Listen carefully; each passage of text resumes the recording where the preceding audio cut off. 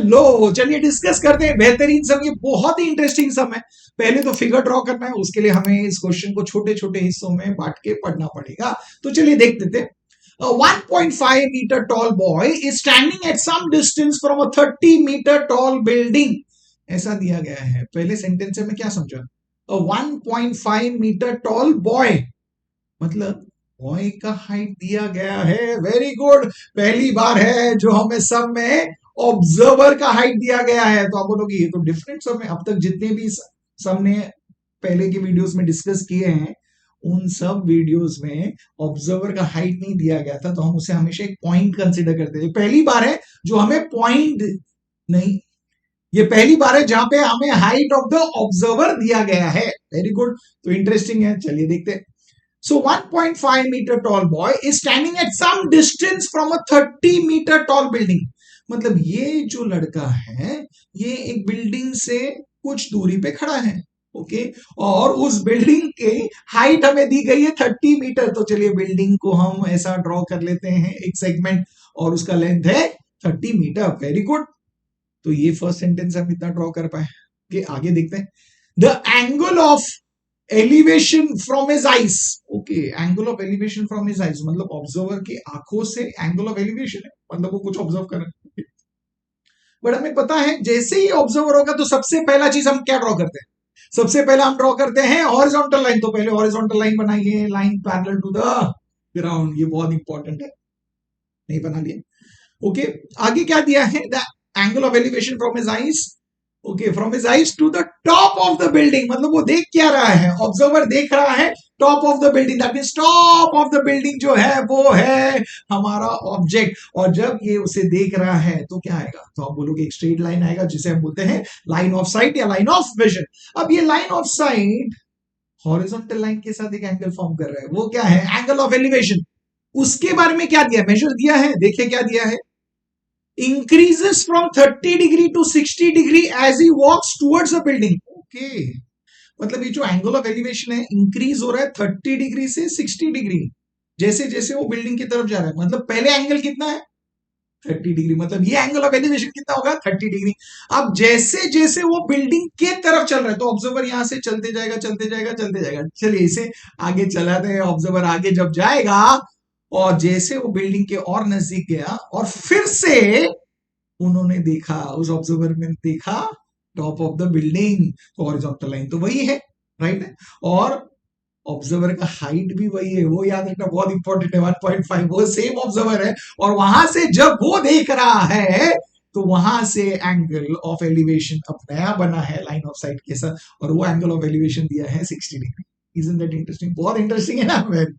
Obviously जब हम दूर खड़े तो एंगल छोटा है, जैसे जैसे नजदीक जाएंगे तो एंगल बढ़ते जाएगा, बिकॉज हमें ऐसा देखना पड़ रहा है, तो एंगल बढ़ेगा।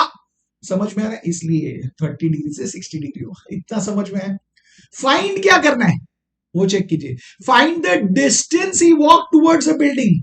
मतलब यहां से बिल्डिंग की तरफ जब वो गया, ऑब्जर्वर चलते गया, तो जो डिस्टेंस उसने कवर किया है वो डिस्टेंस हमें फाइंड करना है। दैट मींस ये सेगमेंट का लेंथ हमें फाइंड करना है। सो इजंट दैट इंटरेस्टिंग? बहुत ही इंटरेस्टिंग है। बोलेगा वाह ये तो बढ़िया है, वेरी गुड।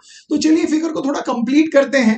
अब वो जो सेगमेंट है वो आगे एक्सटेंड होगा और वो बिल्डिंग के बेस को टच करेगा, तो वहां पे एंगल होगा 90 डिग्री। Very good. अब बोलोगे और कौन से एंगल्स? अभी जब ऑब्जर्वर ग्राउंड पे खड़ा है तो परपेंडिकुलर होगा।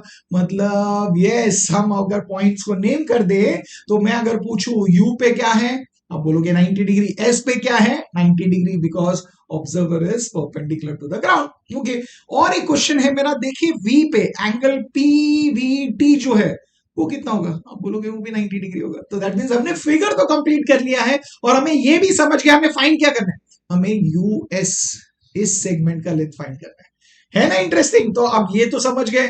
क्या आप बिल्डिंग्स को स्केच करोगे और ऑब्जर्वर को स्केच करोगे? नहीं, आप तो फिगर ऐसा ड्रॉ करोगे। और अब हम ये समझ गए, तो फिगर का ड्रॉ करना हम समझ गए। अब देखते हैं इसे कैसे डिस्क्राइब करना है और कैसे सॉल्व करना है।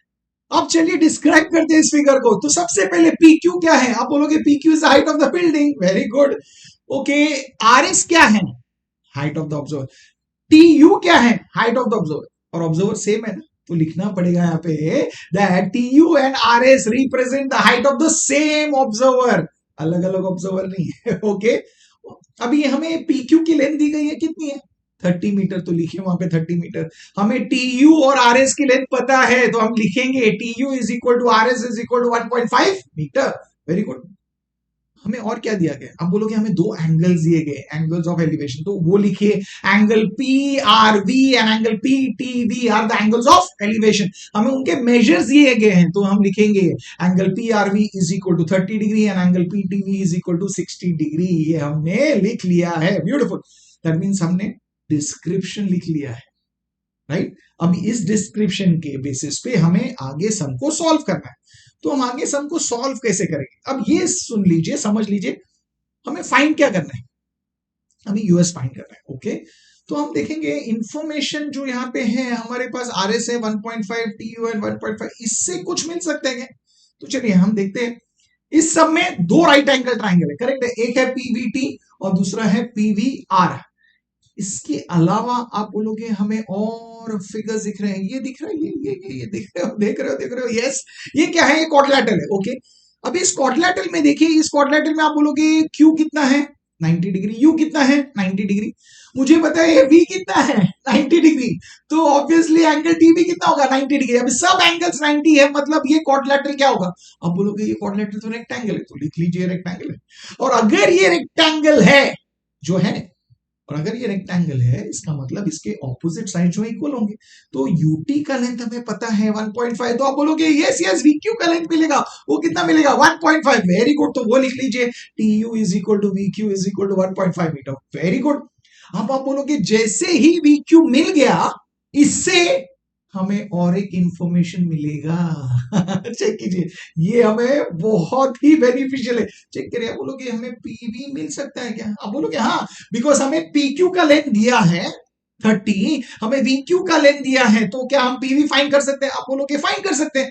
कैसे मिलेगा, सब्ट्रैक्ट करके। वेरी गुड, तो चलिए फाइंड कर लेते हैं। तो हम बोलेंगे PV is equal to PQ minus VQ। Very good, इसका रीजन लिखेंगे P dash V dash Q और सब्स्टिट्यूट कीजिए, वहां पे आप लिखोगे it is nothing but it is 30 minus 1.5 and 30 minus 1.5 is nothing but हमें मिलता है 28.5 मीटर। दैट मींस हमें PV का लेंथ मिल गया। वेरी गुड, इंटरेस्टिंग है, वेरी इंटरेस्टिंग। तो हमें कुछ तो इंफॉर्मेशन मिल गया। अब इस इंफॉर्मेशन को यूज करके हमें फाइंड तो यूएस करना है। तो चलिए यूएस इस सेगमेंट का लेंथ फाइंड करना है। सोचिए यूएस जो है आप बोलोगे इस क्वाड्रिलेटरल को बिलोंग करता है, बोलोगे ये क्वाड्रिलेटरल भी तो रेक्टेंगल है, ये 90 है, ये 90 है, ये एंगल भी 90 है, तो ये भी 90 होगा। इसमें मुझे पता है ये यूएस जो है किसको इक्वल है, अब बोलोगे वो टीआर को इक्वल है। दैट मींस हमें पता है अगर यूएस फाइंड करना है तो हमें टीआर फाइंड करना होगा। वेरी गुड, इंटरेस्टिंग है। तो चलिए अब आप बोलोगे टीआर जो फाइंड करना है, हमारे पास कितने राइट एंगल ट्राइंगल्स हैं, यहाँ पे दो हमने डिस्कस किया, PVT और PVR। बट ये जो टीआर है, क्या ये इन दोनों राइट एंगल ट्राइंगल में से किसी भी एक राइट एंगल ट्राइंगल का साइड है, अब बोलोगे टीआर तो साइड नहीं है, मतलब टीआर डायरेक्टली मिलेगा नहीं, बट आप बोलोगे टीआर जो है वो बड़े राइट एंगल ट्राइंगल PVR का जो VR साइड है उसका एक पार्ट है। दैट मींस टीआर के लिए हम इतना समझ गए, पहले हम VR का लेंथ फाइंड करेंगे। वाओ वेरी गुड, बड़े right angle triangle. But VR में से हमें टीआर कैसे मिलेगा, अब बोलोगे सर VR में से अगर हम VT माइनस करें, VT माइनस कर दे तो हमें टीआर मिलेगा। वेरी गुड, दैट मींस हम ये समझ गए, हमने ये एनालाइज किया कि हमें अगर टीआर फाइंड करना है तो TR is nothing but it is VR minus VT। Is this clear, ये इंपॉर्टेंट डिस्कशन था, ये इंपॉर्टेंट हमें समझ, मतलब हमें समझ गया अगर हमें टीआर फाइंड करना है तो हमें दो चीज चाहिए, हमें VR का लेंथ चाहिए, वो हमें बड़े राइट एंगल ट्राइंगल से मिलेगा, हमें VT का लेंथ चाहिए, वो हमें छोटे राइट एंगल ट्राइंगल से मिलेगा। Very good. अब ये देखिए ये दो राइट एंगल ट्राइंगल वाला सम है, मैंने हमेशा बोला दो राइट एंगल ट्राइंगल वाला सम है, तो पहले चेक कीजिए दोनों राइट एंगल ट्राइंगल के कोई कॉमन साइड है क्या, अब बोलोगे है ना कॉमन साइड है, देखिए देखिए PV है और वो दिया भी है, मतलब हमारा सम तो बहुत इजी हो जाएगा। तो चलिए अभी हमें समझ गया हमें क्या करना है, छोटा राइट एंगल ट्राइंगल कंसीडर करना है, उससे VT फाइंड करना है, बड़े राइट एंगल ट्राइंगल कंसीडर करना है, उससे VR फाइंड करना है। तो चलिए करते हैं, पहले छोटे राइट एंगल ट्राइंगल में जाते हैं और उसमें बोलेंगे in that triangle PVT angle PVT is 90 degree, यहाँ पे चेक कीजिए कौन सा एंगल दिया है टी, दैट इज 60 डिग्री। उस एंगल के लिए चेक कीजिए हमें कौन सा साइड दिया है, आपने बोला पीवी दिया है, पीवी क्या है, ऑपोजिट साइड है। वेरी गुड, तो हम लिखेंगे ऑपोजिट साइड। ओके, समझ रहे, लिखना जरूरी नहीं है। ओके, और हमें फाइंड क्या करना है, वीटी फाइंड करना है। वो क्या है वीटी, आप बोलोगे वो तो एडजेसेंट साइड है, तो ऑपोजिट साइड और एडजेसेंट साइड से कौन सा रेशियो आएगा, हम यूज करेंगे टैन रेशियो। वेरी गुड, तो हम लिखेंगे tan of which angle, tan of 60 degree use करेंगे। So tan of 60 degree use करेंगे तो हम क्या लिखेंगे, opposite side upon adjacent side, मतलब पीवी अपॉन वीटी। तो लिख लीजिए पीवी अपॉन वीटी। अब tan 60 का जो वैल्यू है वो हमें मिलेगा कहां से, ट्रिग्नोमेट्रिक टेबल में से। देखा है ना वीडियो ट्रिग्नोमेट्रिक टेबल कैसे क्रिएट करना है, मैंने समझाया, नहीं देखा है तो उसका लिंक मैंने डिस्क्रिप्शन में दिया है, वो देख लेना। ओके, अब tan 60 का वैल्यू ट्रिग्नोमेट्रिक टेबल में से हमें मिल गया। What is that, we know उसका वैल्यू है √3। सब्स्टिट्यूट कीजिए, पीवी का लेंथ हमें दिया है 28.5, लिख लीजिए upon VT, VT will remain as it is. अभी हमें वीटी फाइंड करना है, तो आप बोलोगे चलिए हम उसे वीटी को वहां लेके जाएंगे, तो वहां जाएगा तो वीटी वहां का चला गया, राइट। वीटी अगर वहां गया तो √3 यहाँ चला जाएगा, यहाँ आ जाएगा, दैट मींस √3 डिनोमिनेटर में आएगा और हमें मिलेगा 28.5 अपॉन √3। अब बोलोगे हमें वीटी का लेंथ तो मिल गया, बट वेट, वीटी के लेंथ में √3 जो है डिनोमिनेटर जो है वो इरेशनल है, हमें पता है, उसे हमेशा रैशनलाइज करना होगा। अगर √3 को रैशनलाइज करना है तो उसके साथ क्या मल्टीप्लाई करेंगे, √3 मल्टीप्लाई करेंगे तो रैशनलाइज हो जाएगा।